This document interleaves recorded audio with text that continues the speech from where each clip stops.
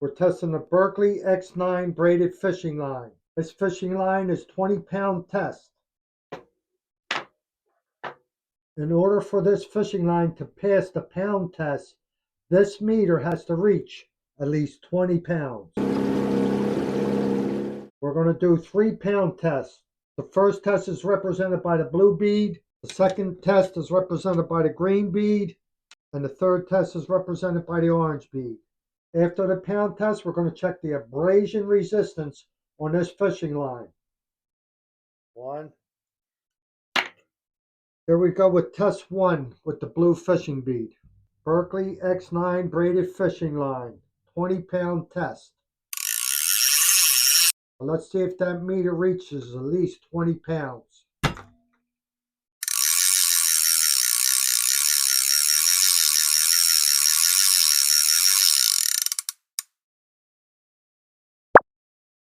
There you can see the first test reached 17.8 pounds of tension or tensile strength. And there's a closer look at the break.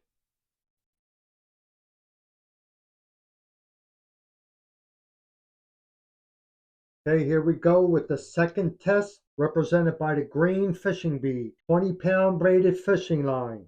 In order for this fishing line to be a pass, this meter has to reach at least 20 pounds. You're paying for 20 pounds, you should get 20 pounds. So let's see what happens. Berkley X9 braided fishing line, 20 pounds. Okay, here we go with the Berkley X9. We're paying for 20, we want 20.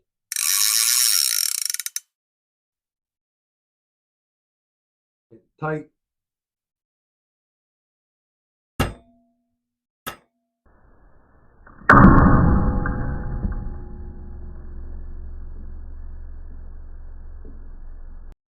Okay, that time it gave us our money's worth. We got 20.8 pounds. That fishing line broke at 20.8 pounds. There's the bottom attachment. There's the break. At least we reached 20.8 pounds on that fishing line. And that's what we're paying for, 20.8 pounds. Okay, we're doing test 3 of the Berkley X9 braided fishing line, 20 pounds. Here you see the orange fishing bead. In order for this line to pass, this meter has to reach at least 20 pounds. You're paying for 20 pounds, and you should get 20 pounds, and that's what we're seeing. Okay, here we go. Berkley X9 20-pound braided fishing line.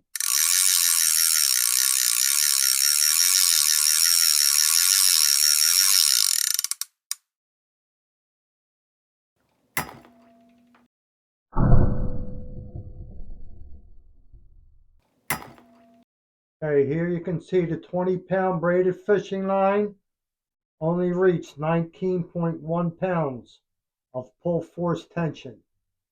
There's the bottom swivel.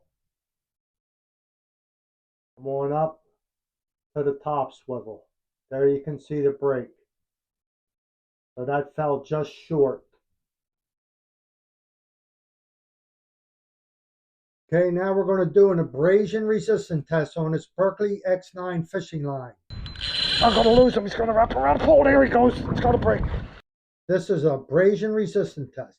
This measures the line's ability to withstand friction before breaking. If you want to find a fish, you have to find the structure. If you want to catch the fish, you will need a good abrasion resistant fishing line. We're going to drag this braided fishing line across this riprap rock. I know a lot of people use sandpaper. We don't find sandpaper where we go fishing. This is the actual rock that they use along bridges, docks, and piers. This is called riprap. You can see it's got very sharp edges. So sandpaper don't actually help us measure how abrasion resistant this is. Actually testing this against a real world scenario. When you're catching a fish and he's diving in the rocks or swimming around the bridge pylons, that's what you want to know, how this fishing line is going to react. we're going to drag this fishing line down and up for one cycle. So here we go. 1,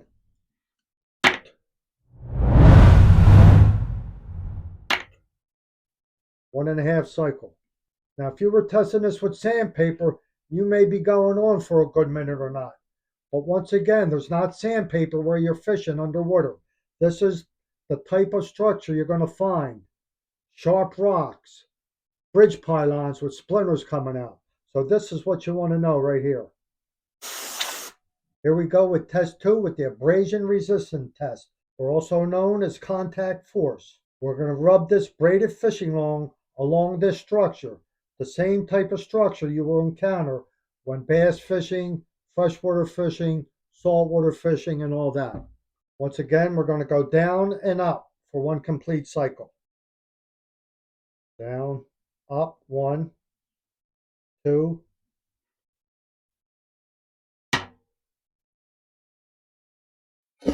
down, up, 1,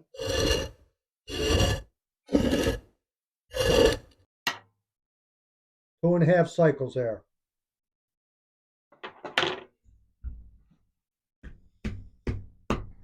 Here we go with test 3 of the abrasion resistance test for this Berkley X9 braided fishing line. Once again, down and up is one cycle. And this is the same type of structure you're going to encounter when you're actually fishing in lakes and ponds and down the shore in salt water. You're not going to find sandpaper the way a lot of guys are testing it. You want to test it on real world and see what happens when you're actually fishing and rubbing against this structure. And that's what we're going to show you. Here we go. 1, 2,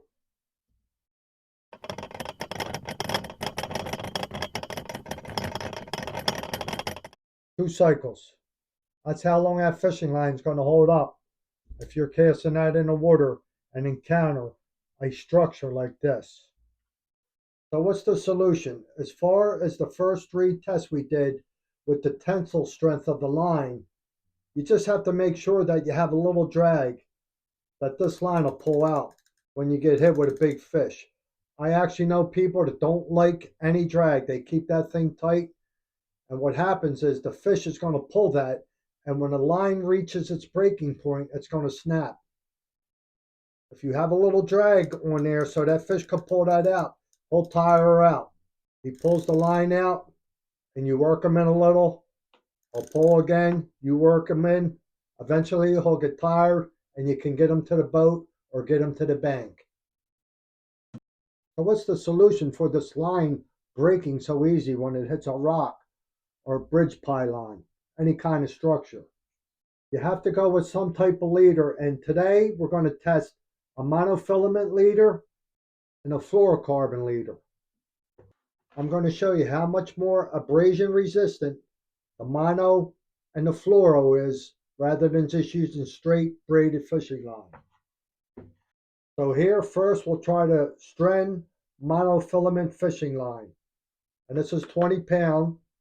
So what I'm doing here is I'm matching the leader size with the main line size. If you remember, that braided line was about average of 2 cycles. So here we go with 20 pound monofilament fishing line. 1, 2, 3, 4, 5, 6, 7, 8, 9, 10, 11, 12, 13, 14, 15. So that's 15 cycles with the monofilament fishing line. So if you got about 24 inches of leader at the end of your braid, that's going to help you big time. You're going to score every fish. Now let's check the fluorocarbon fishing line. This is 15 pound. This is 15 pound fluorocarbon fishing line. It's even 5 pound less than the braid and the mono. 15 pound fluorocarbon fishing line for leader. 1, 2, 3, 4, 5, 6, 7, 8, 9, 10, 11, 12, 13. 13 cycles there.